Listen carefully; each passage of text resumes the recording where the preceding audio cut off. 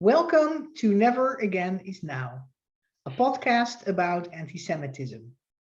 I'm Evelyn Marcus, and in addition to being a psychologist, I'm featured in the documentary about anti-Semitism, Never Again is Now. I am a Dutch Jew and a daughter of Holocaust survivors. In 2006, I immigrated to the US because of the rising anti-Semitism in Europe. I am Phyllis Zimbler Miller, the founder of the free nonfiction Holocaust theater project, ThinEdgeAndTheWedge.com. I grew up in a small Midwestern town, the only Jewish child in my public school classes. My grandparents came to the United States at the turn of the last century from Latvia and Russia. But in 1970, only 25 years after the end of World War II, my husband and I were stationed with the US Army in Munich, Germany, and that experience changed our lives forever. Evelyn? Today we have Lesley Klaff on our show. Lesley Klaff is a law and human rights professor at Sheffield Hallam University in the United Kingdom and at Haifa University in Israel. She's the editor-in-chief of the Journal of Contemporary Anti-Semitism and has editorial roles at other academic journals on anti-Semitism as well. And she is an advisory board member at the Louis Brandeis Center for Human Rights Under Law. In addition to teaching, editing, and advising, Lesley publishes herself about contemporary anti-Semitism. Lesley, welcome on our show. We're thrilled to have you on. Thank you very much. It's my pleasure. In 2018, the American Jewish newspaper, the Allgemeiner, named you one of the top 100 people positively influencing Jewish life. Can you tell us which activities and accomplishments placed you on that list? Yes, thank you for that question. Well, I understand that the reason I was put on that list for that year was because of my editorial position at the Journal of Contemporary Anti-Semitism and my own work, the writing I've done, but also because I've been engaged in some activism as well. I'm also a member of UK Lawyers for Israel. That's an NGO that uses the law to counter attempts to delegitimize Israel. In 2016, I helped to represent a student with another UKLFI lawyer bring a complaint against my own university, actually, Sheffield Hallam University, which alleged hostile environment harassment, anti-Semitic hostile environment harassment. And the complaint was dismissed by the university, but we appealed to the Office of the Independent Adjudicator. That's like a regulatory watchdog. That OIA, as it's called, overturned the decision. So they upheld the appeal, and the student received £3,000 compensation. And that was quite a groundbreaking case, because in that case, the Office of the Independent Adjudicator ruled that in determining whether there was anti-Semitic harassment at the university should have used the EUMC definition of anti-Semitism. It's now called the IHRA, the IRA definition of anti-Semitism, as a guide to distinguishing between legitimate criticism of Israel and anti-Semitic criticism of Israel, and said that it was reasonable for a student who identifies as Jewish to feel harassed by certain types of criticism of Israel. So that was quite, a significant decision. Yes. It wasn't a court decision. It was only, a decision by the Office of the Independent Adjudicator, which is a statutory body. but it did have quite a few, make a few waves throughout academia. So I think that it was influential as well in the decision to put me on that list. Yes, we had a student on our show who at the University of Michigan couldn't get that done, get that definition accepted by the leadership. But yeah, it is a problem actually. Yeah. What I'm curious about is, besides paying the student £3,000, were there changes made at the level of fighting against anti-Semitic expressions on university campus? Well, the OIA, in its complaint outcome, recommended changes, which weren't really implemented, I have to say. The administration that was in power at the time of the decision was replaced soon afterwards. People retired, new people came in, and there was no real continuity. So one of the problems was the recommendations weren't implemented, but the university has since adopted the IRA definition. So that was, you know, so that's quite groundbreaking. Yeah. Let's move on to the next question. As editor-in-chief of the Journal of Contemporary Anti-Semitism, you get an overview of developments in anti-Semitism around the world. What are the general developments, and which developments bother you the most? Well, I think the developments all point generally to a rise in political anti-Semitism. So that's anti-Semitism directed at the state of Israel, and it's based very much on conspiracy theory. And that's different from social anti-Semitism, which is ethnic prejudice. So we don't see so much problems with Jews being called mean, or Jews, you know, being called ugly or stingy or having big noses. We don't see that so much. It's more the delegitimization and demonization of Israel, and most of that is based on conspiracy theory, the traditional trope of conspiracy theory, and also the blood libel. And so I would say that anti-Zionist anti-Semitism is probably the most significant feature of all the articles we publish at the moment. And that's true whether we're talking about anti-Semitism on the far left of the political spectrum, on the far right of the political spectrum, or in the church. We've seen a huge rise in anti-Semitism in the church, and also Islamic anti-Semitism. So it basically comes at us from all directions. So that is, something that people do write about and try to analyze it. There are also issues with Jewish anti-Semitism. We have a lot of anti-Zionism. We have a lot of, they are a minority of Jews, but it seems like a lot sometimes of Jews who are very engaged in the demonization and delegitimization of Israel. So we occasionally get writings. There's an attempt to understand that phenomenon. But in the UK, most of the British scholarship in the last few years has been devoted to looking at the anti-Semitism that arose under the leadership of Jeremy Corbyn's leadership of the Labour Party.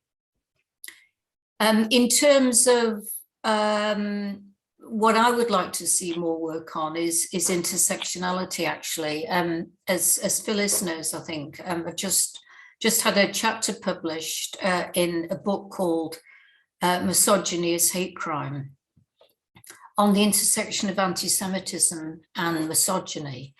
And that's an area that really hasn't been addressed anywhere particularly. I mean, the only research that's been done on women, the kind of harm that Jewish women experience has been in relation to the Jewish American princess stereotype, which is still, fairly prevalent. We see it a lot in films and in books and so on. Maybe more in the 80s than now, but it's not considered to be that bad a stereotype. But we do need to focus more on the unique kind of harm that we see at the intersection of misogyny and anti-Semitism. And the reason I did some work on that was because of, again, under Jeremy Corbyn's leadership of the Labour Party, a lot of Jewish Labour MPs who were women, who raised concerns about anti-Semitism, were abused in a way that was very different from the way males were treated. So I think that is an area that's been neglected on both sides of the Atlantic, and I'd like to see some more work done on that. That leads into Evelyn's question about academic focus. Right. Yes, so my question was what the current focus is of academic research on anti-Semitism, and you already said something about it, but is there something more in detail what you could say? What is the current focus of academic research on anti-Semitism? Well, I think there's a lot of work being done on the IHRA definition. There's a huge pushback against it on the grounds that it violates free speech, for example. And so there's a lot of work being done by scholars who are showing why the definition doesn't infringe free speech, and showing why it's a legitimate way of recognizing anti-Semitism. There's a lot of work being done on anti-Semitism on the internet. There are issues with Facebook and Twitter and Instagram not responding to complaints about anti-Semitism. And of course, the online proliferation of anti-Semitism is a huge problem. And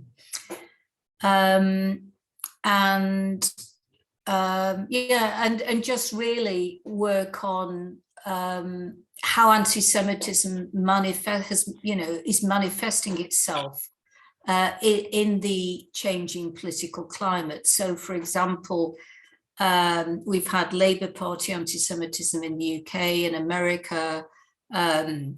There were some issues under the Trump administration with an increase in far-right conspiracy theory. We saw the attack in Pittsburgh on the Tree of Life Synagogue and the Poway Synagogue in, that was, I think, in San Diego. Yeah, that's right.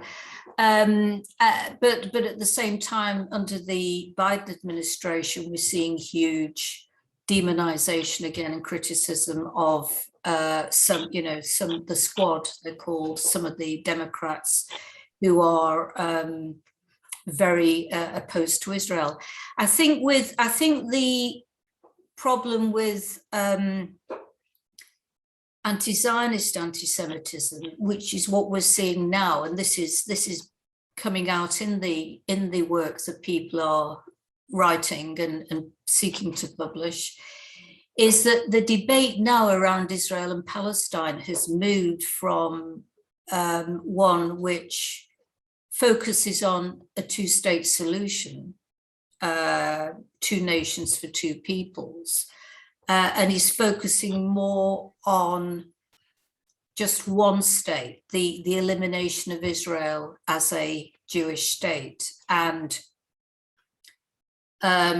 there is a move towards the idea that there should be a free Palestine, and for Palestine to be free, we've all heard that chant. free Palestine, and from the river to the sea, Palestine will be free. So that has taken over very much amongst progressive people who consider themselves progressive as the moral position to have. And what we're seeing is a lot, the creation of a hostile environment in a lot of spaces for Jewish people. So on university campuses on both sides of the Atlantic, in both the United States and the UK, and in some parts of Europe, we're seeing, and this was particularly true during the last Gaza conflict in May, we're seeing loyalty tests being promulgated by certain departments, whereby, let's say, gender studies departments and feminist studies departments were circulating statements in support of the Palestinians, but also advocating for a free Palestine and requiring signatures and representing this as the moral position for scholars to take, and also indicating that this was the departmental position or the institutional position. And we see this as well among student union societies, student societies on campus, and in the academic union. In Britain, it's called the University and College Union.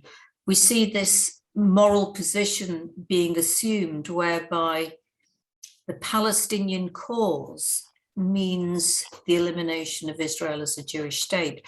So what's happening to Jews in the academic union and in the student body on campus, Jewish faculty, is predominantly that we're being excluded and marginalized, and really just seen to be on the wrong side of morality. So this aspect, this sort of aspect of anti-Zionism, this anti-Zionist anti-Semitism, as it's being called, is the focus of a lot of writing. So you may have heard of David Hirsch, Professor David Hirsch. He's written a book that was popular. It was popular here and in America, called Contemporary Left Anti-Semitism. He's currently doing a lot of work on anti-Zionist anti-Semitism, which is really the main problem at the moment, and it's what most people are publishing on. So, as an academic in the United Kingdom right now, if I understand you well, there is a sort of imperative in the faculty where you work, in the department where you work, to be anti-Zionist. So there seems to be also an element of fear in that that is creating. And as a Jewish faculty member, you are marginalized if you don't pass that loyalty test, and you see your safe space, the state of Israel, the Jewish state, is being crushed, actually, through in the opinion, in the debate. Yes, that's right. Well, it's being demonized. It's being it's being called an apartheid state, a racist state, a Nazi state, engaged in ethnic cleansing of Palestinians, and so on. So, for example, as a member of the University and College Union, during the Gaza conflict in May, I went to a branch meeting, and a motion was introduced calling for a free Palestine, and within the motion, it just automatically assumed that it referred to Israel as an apartheid state. It talked about disproportionate force. It talked about ethnic cleansing. It was very one-sided. There was no mention of the Hamas rockets that were targeting Israeli civilians. It was talking about the occupation. And myself and another Jewish faculty member who were at the meeting spoke against the motion, or tried to, but we were cut short. We were interrupted. We weren't given any time really, and the motion carried by about 80%, and the majority of people who didn't vote for it abstained. So you're seeing this. Yes, you're seeing this support. Anybody who's taken to support Israel, that is anybody who is known to be Jewish, regardless of their political position, unless they speak out against Israel and identify as anti-Zionist, they're taken to be on the wrong side of morality and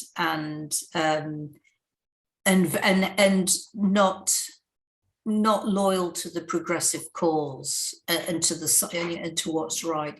So any attempt to argue with these people that Israel is not an apartheid state and is not fascist and is not engaged in ethnic cleansing and so on, is met with laughter. I mean, I at this particular meeting, I mean, one of the problems that we're having with the characterization of Israel as an apartheid state is that Human Rights Watch and Amnesty International, which, you know, two organizations that people perceive to be impartial, NGOs, are actually engaged in very strong anti-Israel political advocacy. So when I try to point out that in order for Human Rights Watch to issue a report claiming that Israel is an apartheid state, they had to change the definition of apartheid. They're not using the legal definition that was applied to the system in South Africa, in the apartheid South Africa. And, and I was just laughed at when I said that. So, so there's an inability to explain even Israel's position. And the other thing is, I'll just say one other thing in connection with this, is that people who want to see Israel eliminated as a Jewish state on the grounds that it's a racist state and a Nazi state and so on, are opposed to the IRA definition, because under the IRA definition, saying that Zionism is a racist endeavor or Israel's a racist endeavor, depending on the context, can be a manifestation of anti-Semitism. So what these people are doing now is they're refusing to accept the IRA definition. It was adopted at my university. It's been adopted at several others in the UK, but not without a huge fight. There's been a huge fight to get it adopted. There was a lot of opposition to it by anti-Zionist faculty. And they attempted to provide their own definition of anti-Semitism. So they would say, well, this definition is bad. It limits free speech. It stops us from criticizing Israel. And actually, that's its purpose. The reason why the Jewish community wants us to adopt the IRA definition is because they don't want us to criticize Israel. They want to accuse us of anti-Semitism. But here's a better definition. So what these anti-Zionists have been doing have been put forwarding their own definition of anti-Semitism, which excludes any reference to Israel, and it's based on traditional tropes, ethnic prejudice, and so on. And so something else, I know this is a long way of answering the question, but something else that scholars are writing about is the refusal to let Jews define their own oppression. Yeah. Jews are probably the only minority group who are told, when they raise concerns about anti-Semitism, That's not anti-Semitism. That's just criticism of Israel. And you're accusing me of anti-Semitism because you don't want me to criticize Israel. Other minority groups are allowed to describe and explain and define their own oppression and their own experience of discrimination. But with Jews, this is taken away from us. They don't like the way we define it. So, so this is something else that's also being written about. That's a very good point too. Yes, I have experienced in Holland that this development was also happening in academia in the 60s and 70s. Yeah. But from there, at first I thought, oh, it'll stay there, but it went from there to cultural elites, to the media, to the mainstream population. So yeah. If you ask the Dutch population today about their opinions about Israel, many will say, almost 50% will say would like it to be dissolved. Right. Yeah. Yes, that's right. The media in Britain as well the far left media. Well, it's probably not far left. The left wing media, the BBC, the Guardian newspaper, the Independent, the Observer. They all engage in the demonization of Israel, and a lot of the tropes are perpetuated by the media. And that's affect right. Public opinion about and it. It impacts a lot on public opinion. I mean, the BBC has there's an organization that's based in Israel called BBC Watch, and its whole raison d'etre is to monitor the BBC. Yeah. Seriously, on its news website, documentaries. For strong anti-Israel bias. So give you one quick example. On Friday, we did have a professor at Bristol University, a sociologist called David Miller, Professor David Miller, you may have heard of him. He became quite famous. He's a conspiracy theorist, and he blamed Jewish students at Bristol University for being agents. He accused them of being agents of Israel, and wow. Yeah, I mean, crazy, really crazy stuff. And he was there were lots of complaints, and the university began an investigation on Friday. And he was dismissed. Began an investigation in February, and he was dismissed on Friday, October the 1st. So it made the news in the UK because he'd become fairly famous. And he said Israel had to be dismantled, and Zionism had to be was a very dangerous racist ideology, and it needed to be eradicated completely, and his views were very extreme. So he was dismissed on Friday, and the BBC News, the headline was "Professor dismissed by Bristol University for criticising Israel." Wow. Yeah. Whereas one or two other more mainstream newspapers like the Times said he was dismissed for conspiracy theory, statements informed by conspiracy theory, and so on. They were more accurate, but this is classic BBC. So I think the media is there's real problems with the media, and as you say, it impacts very strongly on public opinion. I want to interject, as someone who watches BBC programs, not the news.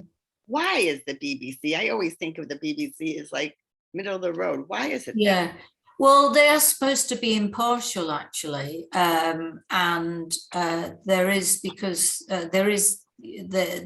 impartiality is part of its charter, but it's the view is that in order to work for the BBC, in order to do well at the BBC and to progress, you have to have certain political views. and one of them is to be anti-Israel. And it's just, it's said that it's part of the culture. There was a journalist who worked for the BBC for many years, and he retired a couple of years ago, a man called John Humphreys, and he was mostly on BBC Radio. And after he retired, he said that there were certain opinions you had to hold at the BBC in order to be valued and in order to have any progression with your job. And he said one of them, for example, was that you had to be pro-Europe. And John Humphreys said that he did vote to remain in the European Union. But the point was, he didn't think it was right that anyone who voted Brexit or was in favour of leaving the European Union should be treated any differently. And he said that there are certain sort of very woke opinions, very progressive woke opinions that people have to hold. I mean, that's just what the general assumption is. And also, Phyllis, there is a pressure from human rights groups on media and academia, all kinds of institutions, even on companies, to acknowledge the suffering of certain groups in your own society and in the world at large. So there is also there is pressure from human rights groups on outlets, on media outlets as well. Yeah, the BBC again is very influenced by Human Rights Watch, Amnesty International, and so on. That's right. Yeah. Phyllis, could you ask your last question? Yes. Our last question. What can our listeners in America and abroad do about anti-Semitism, either anti-Zionism or traditional anti-Semitism? Well, I think first of all, I think the ability to recognize anti-Semitism is important. So, people should educate themselves about anti-Semitism. It's not always that obvious.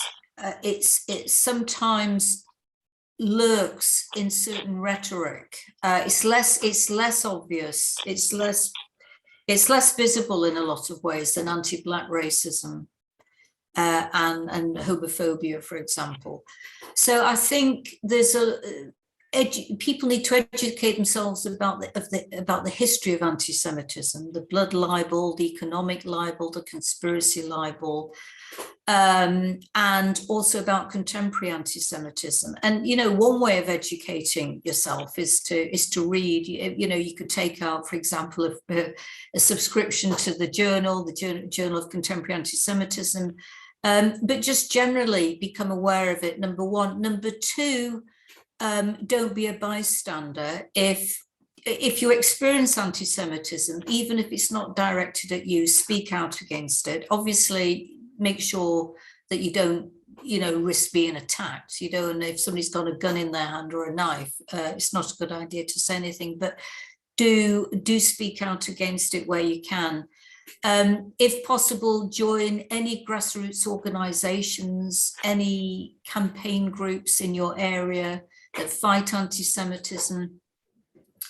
So for example, in England, we have an organization called Campaign Against Anti-Semitism that was formed during the Gaza war in 2014. It relies on donations to keep going, but they have their own lawyer, their own solicitor and barrister, and they bring legal action pro bono. UK Lawyers for Israel that I'm involved with, we do legal action on behalf of people suffering anti-Semitism pro bono. In America, the Louis D. Brandeis Center for Human Rights Under Law, which, as you mentioned, I'm on the advisory board, that organization fights anti-Semitism in higher education and in other places in schools. So if you're a student or the mother or father of a student or a pupil who's experiencing anti-Semitism in any shape or form in their educational institution, you can contact the Louis D. Brandeis Center, Ken Marcus, for example, who runs it. If you email him, they will respond, and they have a whole team of lawyers. I don't think anti-Semitism will go away if we don't do anything about it. I really think we have to fight back and push back against it. And also my journal, we do publish pieces by activists as well as scholars. So if there are any activists out there or anyone who wants to write about their own experience of fighting anti-Semitism or their own experience of anti-Semitism, drop me a line. If you go to the Journal of Contemporary Anti-Semitism website, the email address to reach me will be there, and you can email me any idea for writing something or any any draft. And writing about anti-Semitism and publishing and analysing it as well is important, because it's only by doing that that we recognise the problem and think of ways to fight it. So writing about it as well and publishing is a form of activism in itself. Thank you so much. Do you have anything else you want to add, or should we leave it there, because that was wonderful advice?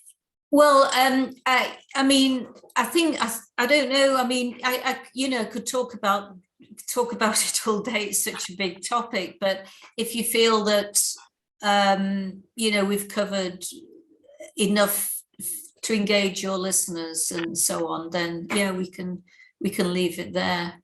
I think you've been wonderful at engaging our listeners. Right, great. Really a part of the topic that Evelyn and I haven't had a chance to explore yet with guests. So this is really good. I want to thank you so much, really. You're welcome. You're very welcome. It's been very nice to meet you both and to talk to you. Thank you very much. And thank you, listeners, for listening. Also, I want to say that for anyone who hasn't seen Evelyn's documentary, Never Again Is Now, I urge you to see this as a continuation of this conversation. You can see it for free at joinneveragainisnow.com. And if you want to know about my free nonfiction Holocaust play, it's at thinedgeofthewedge.com. And we always add exactly what Lesley said. Whenever you can, but without putting yourself in physical danger, speak up against anti-Semitism. Thank you. Thank you.